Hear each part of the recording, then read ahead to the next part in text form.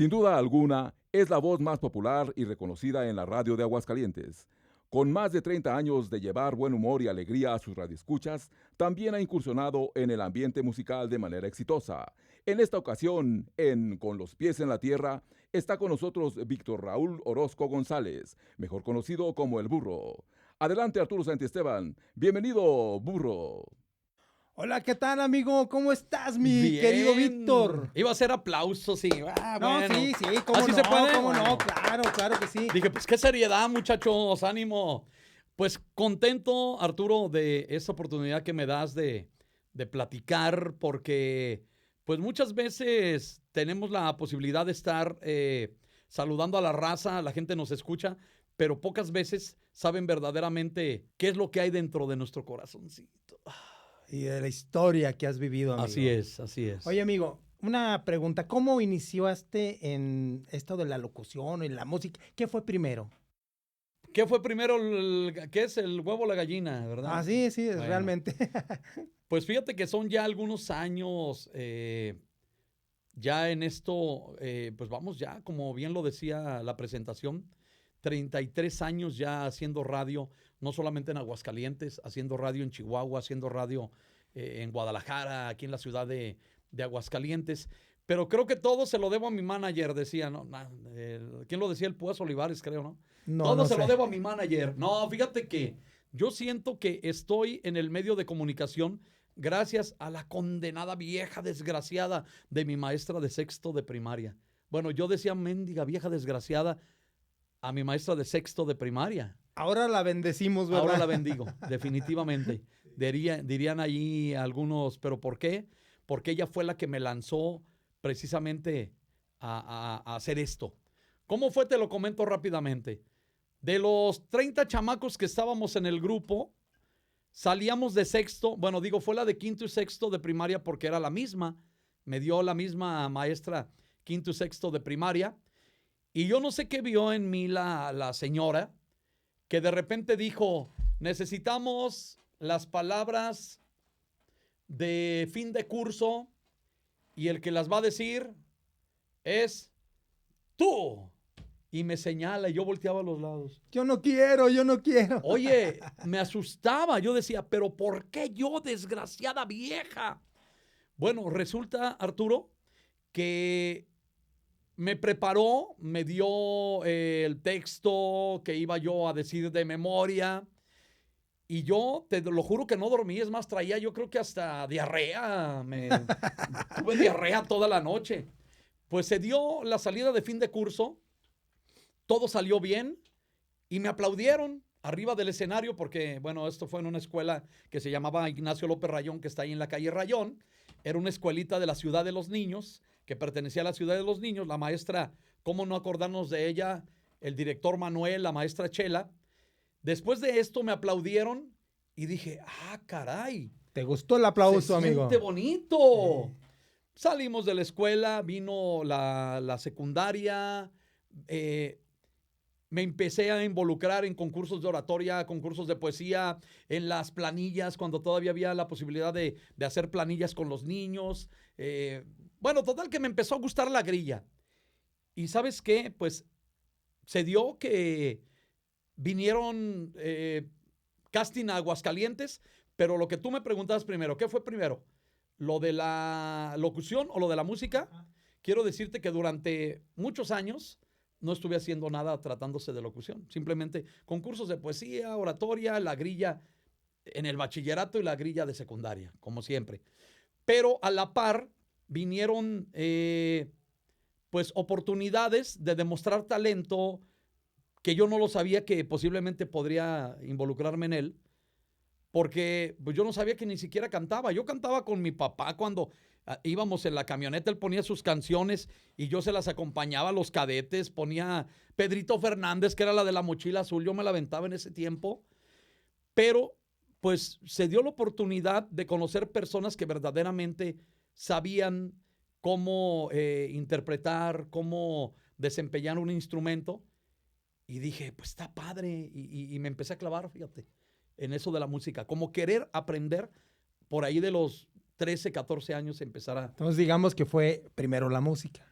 siento que la patadita me la dio la maestra y creo que primero fue la música, en lo que me empecé a desenvolver. A ver, amigo, ¿y por qué el burro? ¿Estás patón o...? Espérenme, muchachos, no sean así. ¿O eras aguanten. muy burro en la escuela? A ver. No, es que mucha gente dice, ¿por qué te dicen burro? Bueno, aunque ustedes no lo crean, yo soy un burro que sí fue a la escuela, ¿eh? No, fíjate que el apodo del burro viene a raíz de un programa que tuve yo en 660 La Consentida, donde íbamos a planear este programa para ayudar a todas aquellas personas a que su día a día fuera un poco más liviano, que fuera un rollo más humorístico, llevarles un poco de distracción y chistes. ¿Qué pasa cuando un chavillo va a la escuela solamente a distraerse, a contar chistes? ¿El qué le dijo los colmos? ¿Qué pasa? ¿Cómo se le dice? No, ni Pues idea. burro. ¿Cómo son esos chiquillos que van a la escuela y no estudian, muchachos? Pues un Pues burro. burro, sí. Entonces, el programa se bautizó como el programa del burro. En este programa hacíamos chistes, hacíamos pues comentarios y preguntas, pero resulta que la gente cuando me llamaba me decía, oiga, burro. Y yo decía, ah, caray, burro. El programa es el programa del burro. Ajá. Pero la gente se iba, pues precisamente con esa idea de que el burro era yo. Sí, Pero que por eso se llamaba el programa El Burro, ¿verdad? efectivamente. Pero el programa pues iba dedicado a todos los burros que iban a la escuela como tú y como yo, nada más a cotorrear. Claro. Sí, Sí, por sí, eso creo la que gente, sí. la gente me bautizó como el burro. Y fue tanto el éxito de ese programa que duró al aire, pues yo creo que más de 5 años. Y el de preguntas y respuestas. Fue tanto el éxito, pues que la gente ya me conocía como el burro. Oye, amigo, y luego después de ahí, digamos, te metiste a la música, creo que grabaste un disco religioso para una compañía disquera muy importante, o ¿cómo llegaste ahí o cómo estuvo? Fíjate que en el buscar qué quiero ser, en el buscar la oportunidad, precisamente para desenvolverte dentro de eso que te gustaba, pues se fue dando que conocí a personas que pues sí sabían tocar guitarra y cantaban ya. Conocí a personas, bueno, en ese tiempo que te estoy hablando, estamos hablando de los 80s, lo único que había para poder sobresalir en Aguascalientes, digo porque nadie pertenecía a grupos electrónicos, era muy raro que tú tuvieras la oportunidad de ser parte de un grupo electrónico. ¿Qué hacíamos los chavos de mi edad? Pues buscábamos la posibilidad de pertenecer a una rondalla. Número uno, primero aprender a tocar en la escuela, en la secundaria, en el bachillerato, aprender a tocar tu guitarra y después buscar pertenecer a una rondalla. Y una vez que estabas ya en esa rondalla, pues ahora sí tratar de figurar, buscar teatros del pueblo, buscar oportunidades. En esta búsqueda precisamente me tocó conocer a mucha gente, grandes amigos que tuve la oportunidad de conocer al pertenecer a varias rondallas. Y pues creo que una de las que más me marcaron fue la rondalla del Cebetis 39, que era la rondalla real de Aguascalientes, donde conocí gente tan talentosa, donde conocí grandes amigos. Y sin pertenecer, digo, porque yo estudiaba en el instituto, estudiaba en el Instituto Castelazo. Y me decían, ¿pero por qué en el Cebetis 39? Pues yo no sé, no recuerdo ni cómo caí ahí. Pero ahí conocí grandes amigos, te digo, que me marcaron. Mi gran amigo Armando Zacarías Campos, que él sí pertenecía a una agrupación electrónica y pues era como muy extraño. Una persona, un gran amigo también que fue pues también pilar importante dentro de lo que yo he hecho. Mi amigo Memo Bernal, que se encuentra pues allá en el cielo, le mando un gran saludote hasta allá. Él fue la persona que me dio pues mi primer patadita, porque ¿cómo aprendí a tocar guitarra yo? Memo iba, todos nos juntábamos en el barrio, estábamos en la misma secundaria. Memo era el único que llevaba su guitarra, porque él ya tocaba. Desde chiquillo ya imitaba, pues no sé, a Rigo Tobar, imitaba a Juan Gabriel y a varios. ¿Qué hacía? Llevaba su guitarrita y yo la agarraba. Y él me empezaba a dar mis primeras cátedras de música. Mi primer canción, él me la enseñó también, la de Grillo, de José María Napoleón, que es una canción que lleva 2 o 3 tonitos y de ahí para el real.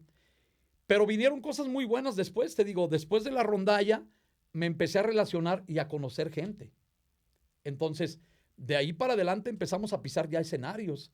¿Qué era lo que hacíamos? Pisábamos un teatrito del pueblo, afuera del templo, pertenecer al corito de la iglesia. Lo de la música religiosa, Santi, se dio porque, pues precisamente estábamos participando dentro de unos coros de iglesia. ¿Qué sucedió? Empecé a componer música religiosa, empecé a hacer cantos de iglesia y llegó el momento en que vi la necesidad, pues, de que los demás conocieran eso que había hecho yo. Busqué la oportunidad porque me di cuenta que en la Ciudad de México había una línea religiosa que se llamaba La Palabra, que pertenecía a Sony Music, donde yo había visto pertenecer ya varias personas que yo conocía, como era el caso de Rafael Moreno, que ya grababa para Sony. Fui a buscar la oportunidad de grabar esta música dentro de Sony Music y pues no, simplemente no se dio, me dio una patada en el trasero, ahí vengo triste, derrotado. Traté de hacerlo independientemente, hice la grabación, pero los aires se fueron ahora para Monterrey, Nuevo León. Decidí irme a buscar oportunidad en Monterrey y pues se dio la oportunidad de que la marca disquera DISA le interesó el proyecto y pues sí vieron potencial dentro pues las disqueras buscan negocio, tú sabes. Claro, claro. Sea lo que se vaya a grabar, ellos lo que buscaban en ese tiempo era vender discos. Claro. ¿Y qué sucedió? Pues sí me dieron la oportunidad, hicimos el Fíjate, proyecto para la marca disquera DISA. no cualquiera entraba a DISA, ¿eh? Y en esa época Pues menos, porque la es verdad... que a lo mejor sí había muchos grupos y mucho talento dentro del género popular, pero dentro de la música religiosa, pues creo que había pocas personas, ¿no? Claro, claro. Bueno, y luego entonces ya le pusiste una pausa a la música religiosa. ¿Cómo se dio la onda de la locución? Bueno, dime bueno, lo que es ibas a que decir. esto de la música religiosa empezó a figurar también a nivel regional. Había un momento en que ya andaba yo de giras. Andábamos en giras, me llevaban de repente a encuentros juveniles, retiros juveniles y andábamos en la venta de discos. Yo mismo no era la marca disquera DISA la que distribuía. Ellos fue lo que me aclararon. ¿Sabes qué? Como es un producto especial, quiero decirte que pues yo sí confío, pero quiero ver que verdaderamente esto me puede servir a mí. ¿Qué hacía? Yo me llevaba los cassettes, porque eran cassettes. Y los vendías tú. Y yo mismo los distribuía desde la Ciudad de México, Toluca, Guadalajara, Michoacán, Monterrey. Yo andaba pegándole, buscándole.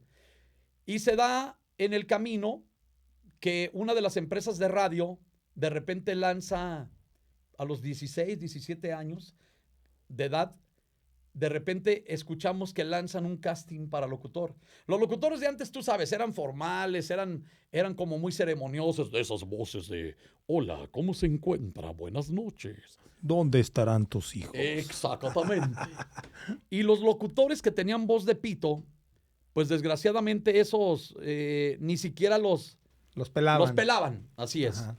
Pero era gente que ya venía pisando y quería hacer cosas muy buenas. En la Ciudad de México y en Guadalajara y en Monterrey ya se estaba haciendo esa clase de radio. Entonces yo siento que gente muy visionaria se dio cuenta de que posiblemente podía haber gente en Aguascalientes que podía seguir haciendo eso. Se modernizó la radio. Ya había gente que lo hacía. Y verdaderamente yo lo menciono y lo digo siempre.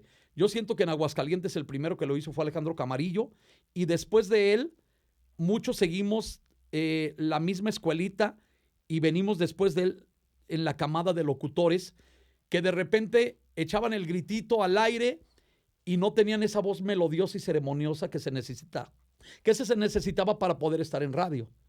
¿Qué sucede? Después de ese casting, pues sí vinieron 5 o 6 locutores que formaron parte o vinieron a desplazar a los locutores ceremoniosos e hicieron una radio que no se hacía anteriormente en Aguascalientes. Y creo que de ahí para el Real todos buscábamos la oportunidad que nos dieran, precisamente la oportunidad de hacer algo en la radio. Cambió la radio, ¿no? Completamente.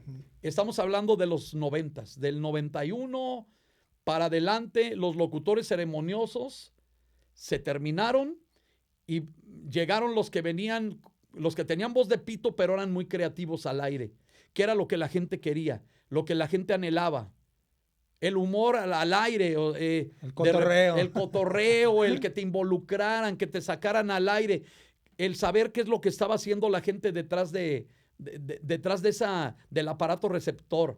Y creo que esto vino a renovar o a esta fusión que hubo precisamente de muchos géneros, vino a hacer el cambio en la radio de Aguascalientes. Bueno, no solamente de Aguascalientes, de toda la República Mexicana, pero te digo, ya se hacía en Monterrey, ya se hacía en Guadalajara y en la Ciudad de México. Pero la música no la dejaste al 100%. Yo creo que seguías, ¿no? Seguía haciendo música, seguía haciendo, pues grabamos, te digo, tuve la oportunidad de participar. Había un concurso muy famoso, tú lo has de recordar, que se llamaba Bacardí Compañía Valores.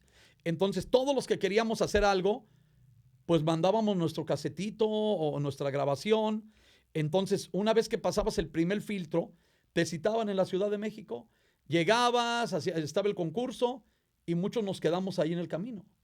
Nos quedamos, pero tuvimos la oportunidad de conocer, de salir de Aguascalientes, que anteriormente pues no podías hacerlo. Aguascalientes te encasillaba y muchos grandes talentos aquí se quedaban. Los que tuvimos el valor de ir más allá, pudimos conocer y claro que pudimos también grabar para marcas disqueras que pues eran de ciudades grandes. Oye, y luego hiciste un grupo norteño que le pusiste de nombre Sólido. Bueno, después... ¿Qué pasó? ¿Qué me cuentas? A la par de la radio, Santi, estábamos... bueno, yo agradezco mucho a las personas que en el camino me dieron la oportunidad. Te digo, porque llegó el momento en que el movimiento grupero, porque así se le llamaba, no era el género regional mexicano como ahora la gente lo conoce. No, era movimiento grupero. Éramos gruperos. Y al decir grupero era banda, norteño, sonora, todo. Sí, todo abarcaba claro. el movimiento grupero. Llega el momento, bueno, te lo platico rápido. Tuve la oportunidad de pertenecer a un grupo radiofónico que me dio la oportunidad de cambiar el género, porque lo que los chavos querían en los 90s, pues era la música pop, un Flans, Pandora, bla, bla, bla. No sonaba otro género más que el pop. Bueno, Caló, mucho, bueno, los que se me vienen ahorita a la mente. Pero las personas visionarias de la radio, de repente dicen, ¿sabes qué? Hay un género que está, pero viniendo a romperla en ciertas plazas de la República Mexicana, que es ese. Entonces de repente nos dicen, ¿saben qué? Ya vamos a dejar de ser poperos y vamos ahora a meter el género grupero. Pues dije, yo, venga, pues toda mi vida crecí en un movimiento, precisamente escuchando música popular, norteña, Ramón Ayala, ranchero. Mis papás toda la vida escucharon mariachi norteño, Pedro Infante, Javier Solís, Jorge Negrete, Ferrusquilla, Pérez Mesa, bueno, tantos. Y yo dije, pues venga, yo le sé más o menos. Entonces empieza el catálogo, agarramos la estación de radio de llamarse Sonido 14, de repente cambia el nombre como la A Grande, que es una estación que vino a romperla en Aguascalientes a pesar de que era en AM. Los locutores al principio no la creían, pero había gente que también le sabía. Es el caso de Raúl Cobos, que pues él creció en barrio y él sabía todo lo que era el género musical. ¿Qué hizo? En ese tiempo él estaba precisamente al frente de la estación. Sucede que en el camino la estación empieza a colocarse en primeros lugares porque la gente la apoyaba. Había otra en San Luis Potosí que se llamaba la WA, no sé si se acuerdan ustedes, donde se apoyaba a los grupos de la región y muchos grupos de Monterrey. Pero eso se hizo en Aguascalientes y pues mira, la rompimos en grande. Funcionó. En el camino hubo movimientos y cambio de locutores. Yo a los 19 años, de repente, dice pues el dueño y gerente de la estación, dice, ¿sabes qué? Pues te voy a dar la oportunidad de que tú la programes y de que hagas lo que tienes que hacer. ¿Qué sucede? A los 19 años me da la programación de la estación. Empiezo a meterle cosas locas que nunca se habían hecho, Arturo. Y pues imagínate, a los 19 años y teniendo primeros lugares de rating. Pues muy padre, no. Pues también te desubica un poco, porque ves más allá o sea, el programa se llama, ¿cómo? ¿Los pies en la tierra? Con los pies en la tierra. Con los pies en la tierra. En ese momento creo que quita los pies de la tierra porque empiezas a volar y empiezas a ver cosas que no haces y no conocías. Y verdaderamente la radio te empieza a abrir puertas por todos lados, con disqueras, con artistas, empiezas a conocer gente en toda la República y esto hace que pues tú trates de volar más allá o de ver un poco más allá de lo que es tu visión general. Oye, amigo, pero ¿qué pasó con tu grupo Sólido? Porque ya ves que empezó a sonar por ahí otro Sólido. ¿Qué pasó ahí? O sea, tú tenías el nombre registrado, me supongo, ¿no? Cuando estábamos en la radio, yo dije, pues si todo el mundo le está pegando, a ver, estamos viendo que hay muchos norteños, hay muchas bandas, hay muchos gruperos, pero veo que hay pocos norteños juveniles. El único norteño juvenil creo que eran los Tiranos del Norte. ¿Eh? Y Ramón Ayala Jr. Bueno, Ramoncillo Ayala sí, pero como solista. Sí, sí, sí. Entonces yo me puse a pensar, dije, voy a hacer un proyecto, ahora que tengo todas las posibilidades y los conectes con la gente, voy a hacer un proyecto. Entonces lo que hice fue reclutar a algunos músicos, grabar un demo y ahora viene lo más importante. ¿Cómo le vamos a poner? ¿Cómo le vamos a poner al grupo? Entonces yo empecé a pensar en algunos nombres y dije, algo que suene como llegador, que mate, que llegue inminentemente a pegar. Entonces yo dije, vi un yonque, una vez viendo las caricaturas, viendo el coyote y el mic mic, Sí. vi El cómo Correcaminos. el correcaminos le dejó caer en la cabeza un yonque al coyote y luego decía acero sólido o algo así. Y yo dije, sólido, suena sólido, bonito, sólido. Pues que me voy a la Ciudad de México. ¿Y qué crees? Sí estaba disponible el nombre de Sólido. Híjole. Estuve trabajando un par de años cuando de repente me dan la noticia de que en Estados Unidos estaba sonando un grupo con el mismo nombre y que venía entrando a México. Y yo dije, ¿dónde está entrando? En Monterrey. Me comuniqué rápido con algunos amigos de Monterrey y efectivamente me dijeron, ¿sabes qué? Aquí está, yo pensé que eras tú, y le dije, no, a ver, ¿de qué se trata? Me dicen, es un grupo que se llama Sólido, que viene de un pueblo de Texas, pero trae una canción que se llama La Cima del Cielo, que le está yendo muy bien.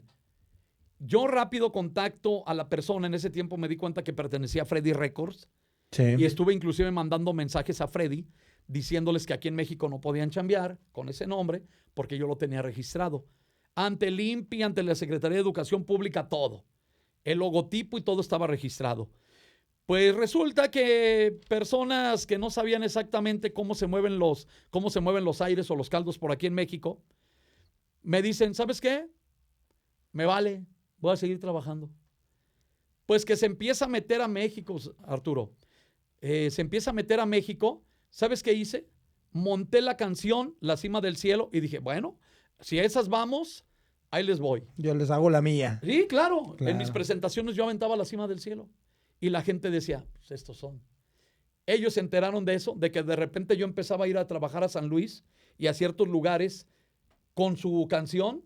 Fue cuando decidieron, ¿sabes qué? Pues a ver, vamos a llegar a un arreglo. Pero sí, pues fueron pedantes, prepotentes los dueños de Sólido. Los músicos no, ellos ni enterados estaban, porque yo tuve la oportunidad de platicar después con Ben de León y él me dijo, no, pues es que a nosotros no sabíamos. La persona esa de Freddy, el dueño que vendió a Freddy ese Sólido, fue el que de plano me dijo, pues con el nombre o sin el nombre yo voy a seguir trabajando y me la pellizcas. Así me dijo. Mafiosón, el cuate. Sí, la verdad, sí, mafiosón. Después, bueno, ahí te platicaré la historia. Después sé que los firmó cerca. Me contactaron ya el señor Servando Cano, pues que siempre fue una persona muy inteligente y una persona pues que era más visionaria, como que sabía cómo hacer las cosas. Me contactó y me la soltó. Pues, ¿qué hacemos? Pues llegamos a un arreglo, ellos prometieron que me iban a grabar 2 discos, que me iban a representar y me dieron una lanita para poder registrar otro nombre y posiblemente para comprar algunos vestuarios y armarnos, pues precisamente porque íbamos en esa etapa para la compañía. La para gente compañía decía cerca. que te dieron lana y que te compraste un camión y Bueno, todo eso. Con lo que me dieron, di el anticipo del autobús. Háganme la buena. Ojalá hubiera alcanzado a pagar lo del camión, lo del autobús. No, nada que ver. Registré un nuevo nombre que era Grupo El Ciento. Yo decía, pues, ¿por qué El Ciento? Pues porque tenemos que registrar un nombre. Y tienes que buscar un nombre extraño o un nombre no muy común para que pueda estar disponible y no tengas broncas. Entonces yo anduve viendo el más, el menos, el tanto por ciento. Yo dije, mira, el tanto por ciento. Yo mandé investigar la palabra Grupo El Centro y Grupo El Ciento. Y los dos estaban disponibles. Entonces, pues de Tin Marín, piedra, papel, tijera. Vámonos. Lo que hice fue pues, elegir el ciento. Y de ahí para el Real. Pero no te cumplió cerca. ¿O sí te cumplieron? Es que fíjate que apenas estábamos Digo, con la chambeando. promoción que te iban a dar y todo eso. Apenas estábamos trabajando en la preparación del material discográfico, cuando desgraciadamente dentro de la música se vino como un hoyanco, hubo una crisis donde diversos géneros estaban saliendo, Santi. Estuvieron saliendo algunos géneros. Entonces yo pensaba, ¿verdaderamente será el género que necesito grabar para poder hacer este proyecto a nivel ya, o sea, palabras mayores? Cuando hiciste el Grupo El Ciento, no, ya no era norteño. Empezaste No, sí éramos norteños, sí era norteño. Cambiaste el giro. Eso vino después. ¿Por qué? Pues a raíz en el camino, pues bueno, yo seguía haciendo radio, seguía haciendo televisión, seguí conociendo personas, pero resulta que de repente de la marca disquera de Monterrey, precisamente la marca disquera DISA, un día me hablan el promotor y me dice, oye, pues te voy a llevar al programa de televisión, te voy a llevar un grupo que se llama, yo decía, Los Montes de Durango. Yo decía, Montes, no se le alcanzaba a ver ahí el acentito ni nada. Los Montes de Durango. Yo dije, pues tráemelos, vamos a ver de qué se trata. Llegan Alfredo Ramírez Corral, llegó Rafita, todos llegaron, los originales.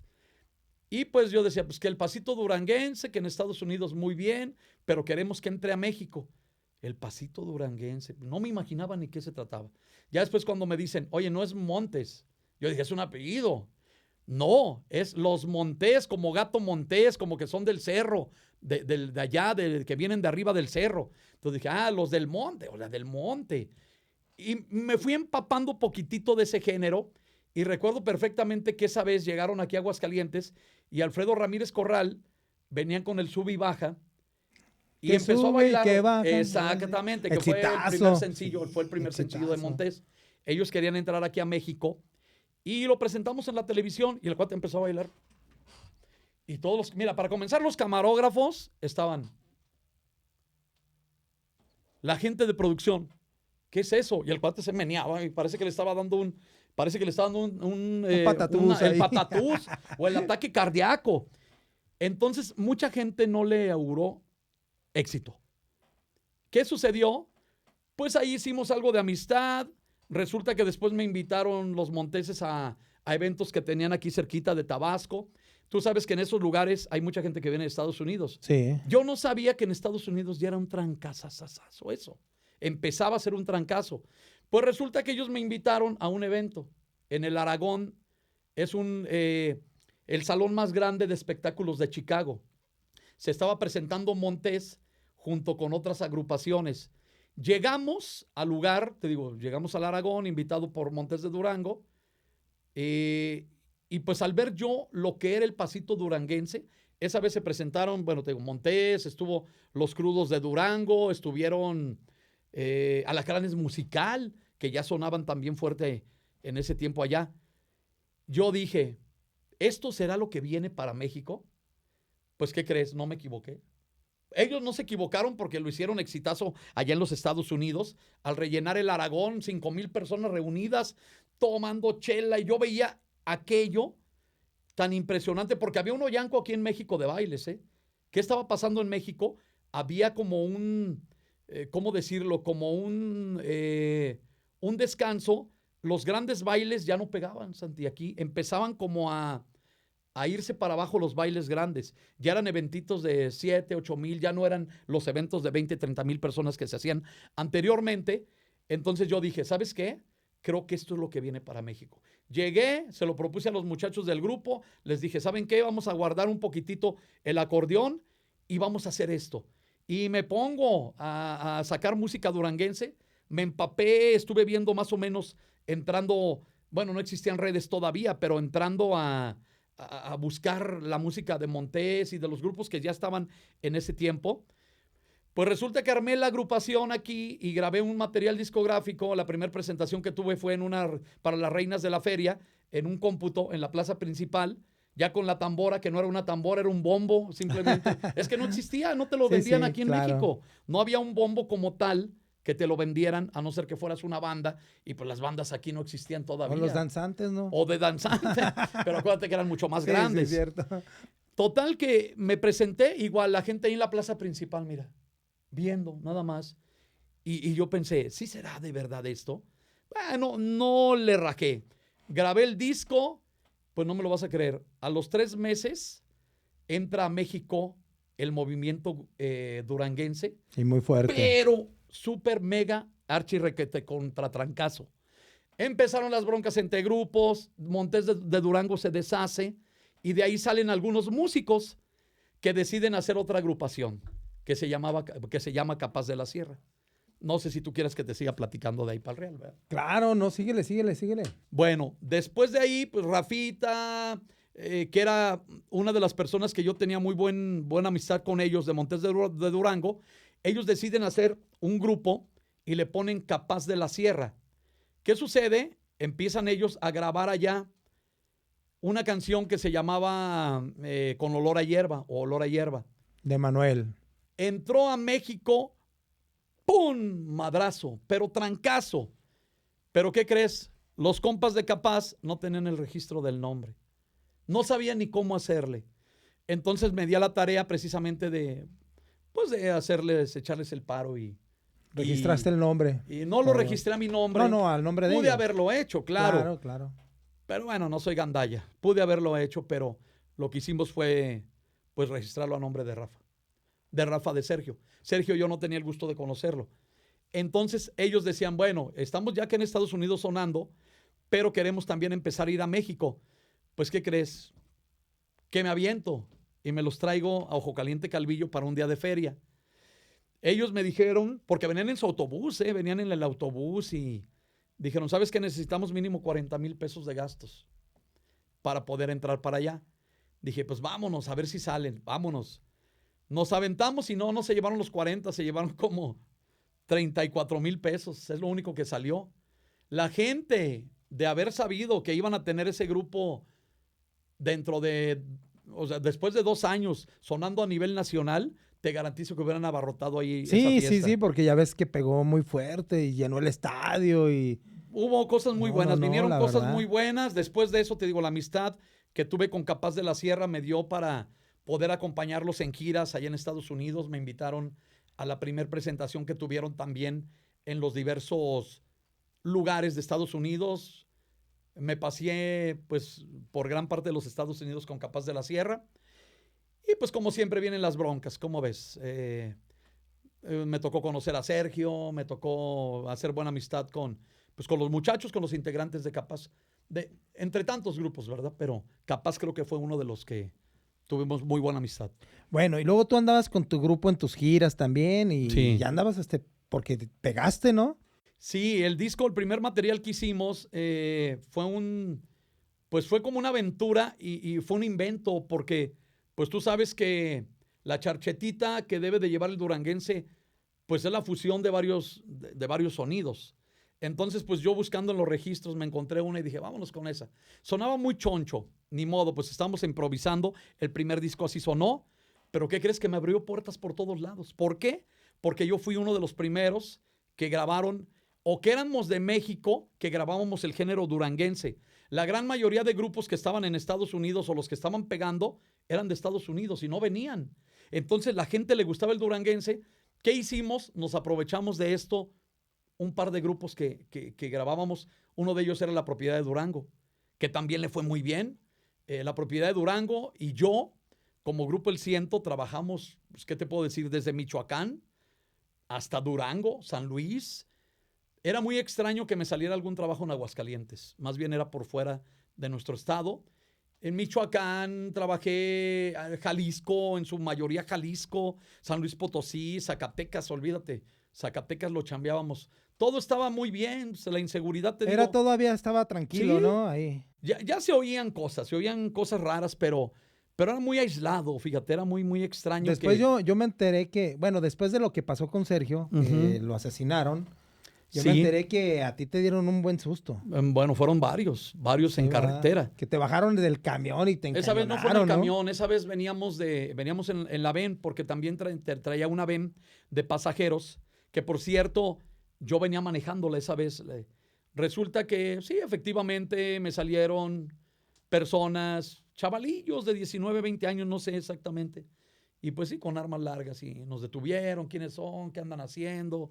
En lo personal a mí, te digo, me dieron un sustazo porque pues el arma me la pusieron en la cabeza y el cuate pues se meneaba de esta manera, andaba muy mal. No sé. Fueron cosas que al principio sí me impedían ya que pudiéramos seguir trabajando como era. Tranquilo, ¿no? A la siguiente semana o a los 15 días me pasó, no te digo que lo mismo, pero me pasó lo mismo para Villa de Ramos, San Luis Potosí. ¿Para qué lado? Entre Zacatecas y entre San Luis Potosí. De la misma manera, fuimos a trabajar para qué lado y pues hubo también una balacera ahí afuera del lugar evento. del baile. Estamos cargando instrumentos cuando empezó todo ahí. Entonces es cuando tú te preguntas, ¿verdaderamente vale la pena seguir con esto? ¿Qué sucedió? Decidí, aunque me dolió mucho, decidí darme un tiempo. Dejaste Cuando empezaba todo lo de la lo inseguridad. duranguense. Pues en general, Santi, dejé lo duranguense y dejé la música.